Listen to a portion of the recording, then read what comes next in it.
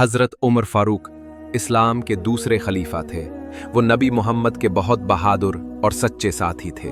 उन्हें फारूक का लक़ब मिला, यानी वो जो हक और बातिल के बीच फ़र्क कर सके। आप अशरह मुबशरह में से थे, वो 10 सहाबी जिनको ज़िंदगी में ही जन्नत की खुशखबरी मिल गई थी। इस्लाम कबूल करने की कहानी। शुरुआत में हज़रत उमर इस्लाम के बड़े मुखालिफ थे। एक दिन वो तलवार लेकर नबी को मारने निकले। रास्ते में किसी ने बताया कि तुम्हारी बहन और बहनोई फातिमा और सईद बिन जैद मुसलमान हो गए हैं। वो गुस्से में उनके घर पहुंचे, लेकिन वहां कुरान की तिलावत सुनकर उनका दिल पिघल गया।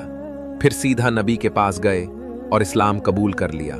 उस दिन के बाद इस्लाम को एक नई ताकत मिल गई। इस्लाम का ऐलान हज़रत उमर ने कभी इस्लाम को छुपाया नहीं, बल्कि खुलकर ऐलान किया और काबा में नमाज अदा की। लोग कहते थे, उमर के इस्लाम लाने से इस्लाम को इज्जत मिली। इस्लाम की खिदमत हमेशा नबी के साथ खड़े रहे, हर जंग में हिस्सा लिया।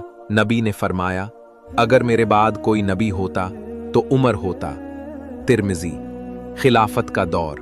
नबी और हज़रत अबू बकर के बाद हज़रत उमर मुसलमानों के तीसरे खलीफा बने।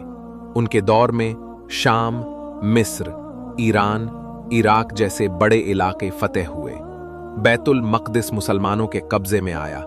उन्होंने न्याय, ज़कात, खज़दाना, बैल्किंग के शहादत। नमाज के दौरान एक आग पूजक गुलाम ने उन पर खंजर से वार किया। वो कुछ दिन जिंदा रहे, फिर इंतकाल हो गया। आपको नबी और हज़रत अबू बकर के पहलू में दफन किया गया। सीख। हक पर डटे रहना सच्चे ईमान की निशानी है।